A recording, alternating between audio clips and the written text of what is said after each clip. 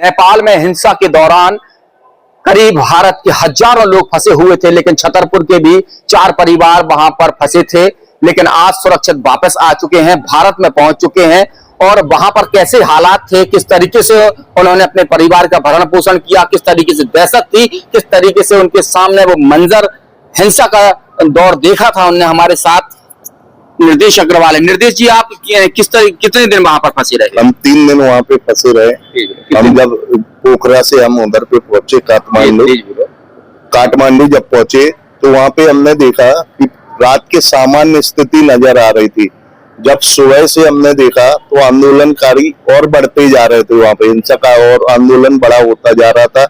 चौराहे पे जिस दिन रात को पहुंचे उस दिन भी अग्नि का वो थे, अलाव जल रहे थे उधर पे।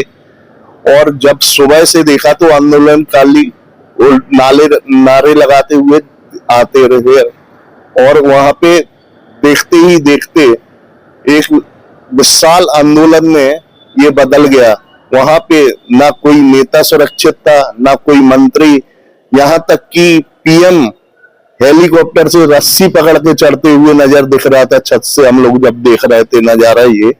और सारे गवर्नमेंट बिल्डिंगे, हॉस्पिटल, इधर पे सारी जगह इन्होंने हमला बोला।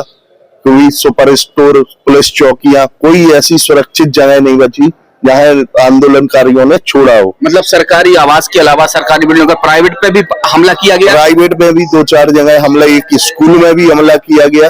स्कूल की था छुट्टी था उस दिन, इस कारण से कुछ नहीं हुआ। और वहां पे जो गाड़ियां हैं दमकल, सब में आग लगाने, सीधे आग के हवाले करते जा रहे थे। वो पेट्रोल को भी जला दिया गया। एक होटल है हिल्टन, उसको भी जलाया गया। 5 स्टार होटल था। जहां आप रुके थे वहां किस तरीके का मंजर था आपके सामने? जहां हम रुके थे वहां भी हिंसात्मक आंदोलन चल रहा था बहुत तेज। वहां भी युवा पीढ़ी के लोग 100-100, 200-200 की तादाद में नारे लगाते हुए, तोड़फोड़ करते हुए, कैमरे तोड़ते हुए चले जा रहे थे। देखा कि जब सब जगह पे जब आर्मी ने ये मोर्चा संभाला, उसके बाद कुछ स्थिति संभव नॉर्मल हुई। फिर उसके बाद भी हम लोग जब फंसे रहे, इधर से हमारे विधायक जी ने कॉल किया, वल्लभ भवन से कॉल आया, कलेक्टर साहब का कॉल आया, एसपी साहब का कॉल आया, फिर भी हमें कोई आसान नहीं दिखे। तो सुबह से हिम्मत बना के हम लोग निकले, सारी गाड़ियां लेके रक्सौल के रास्ते से। जब हम रक्सौल में आए तो रास्ते में भी हमें कई जगह ऐसे आंदोलन दिखे, आर्मी लगी हुई थी। जब हम इंडिया बॉर्डर पहुंच गए, जब हमारी जी आया कि हम इंडिया पहुंच गए। अब कितने लोग थे आप लोग? हम लोग 14 लोग थे, 4 परिवार के साथ में गए थे, घूमने के लिए गए थे। 4 तारीख को इधर से गया था। 4 तारीख को गए थे? हाँ, और 11 तारीख को वापसी आए लौट के। तो 3 दिन, कितने दिन आप काठमांडू में रुके? काठमांडू में 3 दिन रुके रहे। हमने वहां पे देखा काफी भयंकर दहशत भरी स्थितियां थी। आग की लपटें, चारों आसमान में धुआं ही धुआं दिख रहा था। वहां पे खाना पीने की क्या स्थिति? किस तरीके से? मार्केट पूरा बंद था।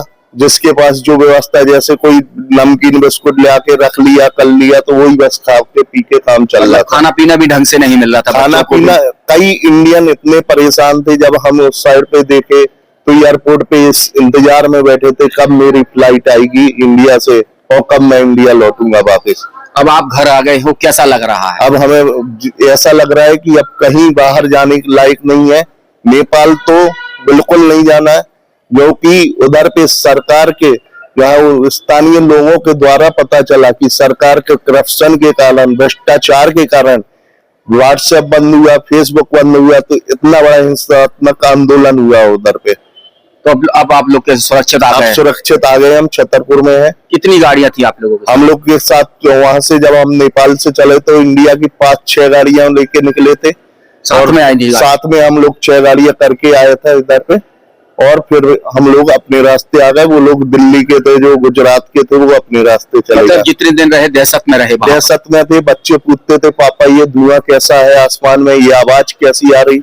उनको बोलते थे, बेटा कुछ नहीं, आग लग गया है इधर पे। क्या लग रहा था तुम लोगों को उस समय? दहशत ही दहशत है। हम लोग को लग रहा था जब नेता सुरक्षित नहीं है, मंत्री सुरक्षित नहीं है, पुलिस सुरक्षित नहीं है, तो हम कहाँ सुरक्षित है? हम कैसे निकलेंगे, कैसे बचेंगे, कैसे जाएंगे यहाँ से वापसी हम? तो ये निर्देश अग्रवाल है, इन्होंने बताया है कि किस तरीके से दहशत के, हिंसा के माहौल में अपने भारत वापस लौटे हैं, अपने वतन को वापस लौटे हैं। इन्होंने जो 3 दिन वहां पर गुजारे हैं वो इस तरीके से गुजारे हैं कि पता नहीं कल क्या हो जाए, लेकिन वह अपनी हिम्मत बांधे रहे, बच्चों को समझाते रहे और जो मिलता था वो खाते थे, लेकिन हिम्मत नहीं हारी और आज अपने वतन वापस लौट आए हैं। मनोज सोनी के साथ सुरेंद्र यादव।